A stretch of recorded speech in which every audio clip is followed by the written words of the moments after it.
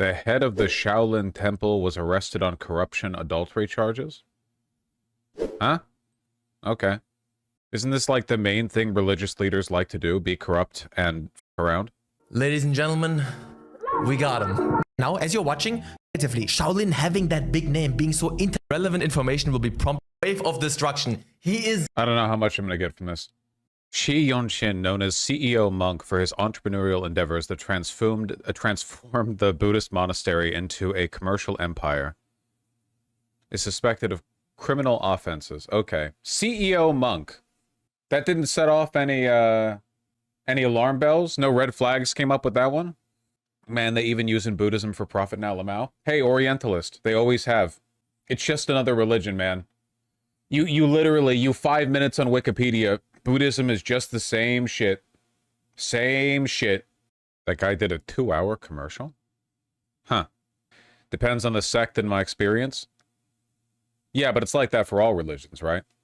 You can go to the Quakers if you want.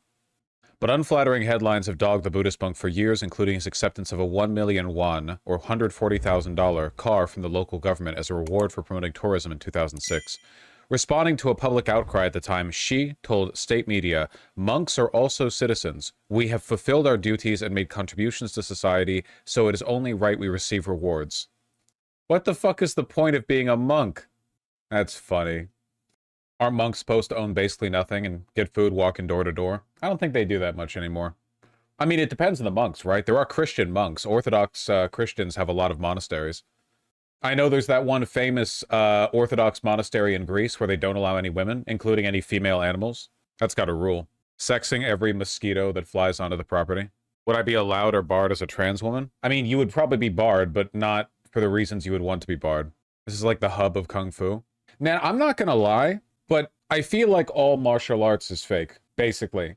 Like, you can do your Kung Fu, karate, whatever, but all of them are basically like attempts at getting at a kind of centralized fighting style that we've more or less moved towards over the past 100 years, or at least in the post-globalized world. Like, you've got your styles or whatever, but there's probably like, it's probably objectively less efficient to learn how to fight via like karate or whatever than to just get into UFC. I guess that doesn't mean they're fake. I think it's more like you have to think of them as more of an art form. I mean, it is a martial art, right?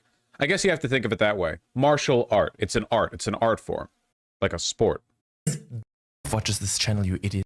Does this mean Shi Yongqin, he's not a Communist Party member, but he's part of the People's Congress, which is...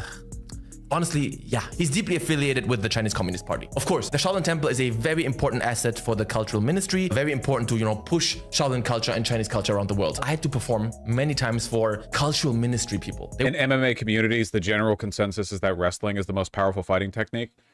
I guess that makes sense because in real fights, in the real world, it's usually like maybe one guy throws one punch, but the second guy tackles him and then they just roll around to the ground until somebody gets on top of the other and smashes his face into the ground.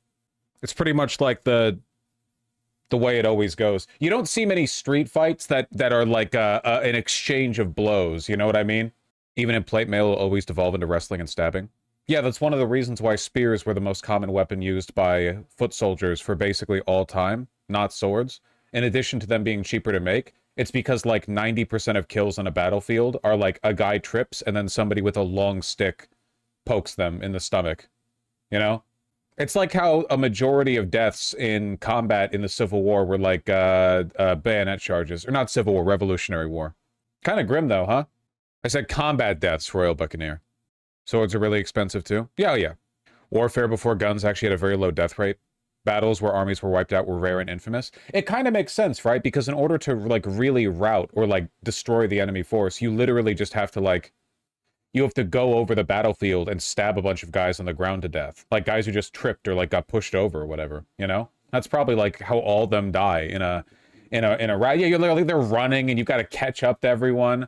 That sucks. I don't think a lot of people would want to do that. At least there's some energy in killing a guy that you're actively fighting with. Me EP after big fight, no chase. Yeah, no shit. I wouldn't want to fucking chase. You also couldn't call up soldiers the same way as today, so it was imperative to lose as little men as possible. It's pretty, like, gay, right? we harken back to our European ancestors and their glorious, you know, like Lord of the Rings style battles where great armies of men clashed against each other. But in reality, the Holy Roman Empire was several hundred years of like Baron von Falkenstein and his like estranged brother showing up in a field with 100 men each, and they both charged each other. And after 2 men on either side die, they both scream and run away. And after that, like, the borders are rewritten, taxes are paid to different, like, duchesses, you know, this gets written down and like, you know, song. We just want it to be cool, you know? Don't all caps at me. It's like shouting at me. Must have been nice to have a big capital, Masaiga. Wait, isn't that just the Western history versus Eastern history 4chan meme, though? Yeah, but it's, like, true to an extent. Isn't the main reason why the death tolls were so different in China was because China was preposterously fertile? And not only that, but they had a good civic bureaucracy for most of history that allowed them to have cities with big populations. Like, at the end of the day, it's just population. If your biggest population center in your territory has, like, 50,000 people, you do not want to field a big army and then lose it, you know? But if you have, like, oh, yeah, this, like, floodplain, yeah, there's, like, 4 million people in it, and also the average woman has 9 children. Just fucking, what, dude, whatever. Just bring more fellas in, you know? It's like Mulan. You would just have a guy go door to door and be like, your oldest son, let's go. Hey, let's go. The difference was India and China had rice while Europe didn't. That's actually kind of fucked, isn't it? Because rice is, like, really easy to make. Like, literally, you farm the rice, which is not that difficult as, you know, plants go, and then you boil it and you have rice. But with grain, you have to mill it. You have to mill grain, which adds a huge, like, you have to have a windmill, or you have to have cattle, like, running a mill, or humans, God forbid. Rice is way more calories than wheat too, plus double crop rotations. Do you think there's a world where rice happened in Europe and wheat happened in Asia, and in Asia you had Count, like, you know, Falkenstein, or I guess, I don't know, Xinjiang Falkenstein or whatever, with their little 100-man armies, and then meanwhile, in, like, the Holy Roman Empire, you have graveyards of hundreds of thousands of men? Glorious Emperor of the Sun Falkenstein versus, like, I don't know, Baron von Mao over in what is now, you know, Austria. Well, you cover Destiny debating Pisco? Jesse, what the fuck are you talking about? Wheat's more resistant to the cold. Europe is very north. Okay, but work out the details. Also, they farm rice in Korea. Korea's fucking cold. That's where we got, you know, that's where we got, like, all of our cold weather military-derived clothing from, for men. It's, like, in the West, that was the first fucking time. Outside of, like, shit that came in from Russia or whatever.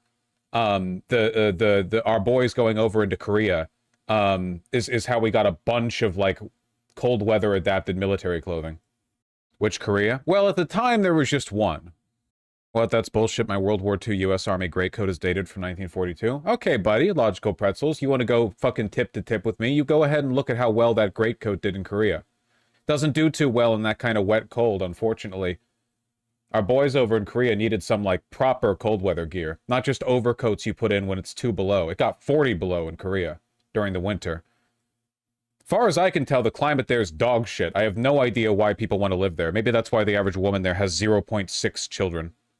For some reason, I don't imagine Korea is cold. Yeah, me either, but then you gotta remember that North Korea is literally, like, it's, like, right there next to Siberia, basically. And it's against the water, too. I mean, well, so is China, TBH? Yeah, but people don't live in that part of China. Not too much. Manchuria is heavily populated. Okay, well, you know what? Most of the people... It's a country of 1.4 billion, okay? Yes, 100 million people. 100 million people live everywhere. You know how many people live in the fucking Philippines, man? It's a big world, you fucking American. Jesus Christ. What are we talking about today, man?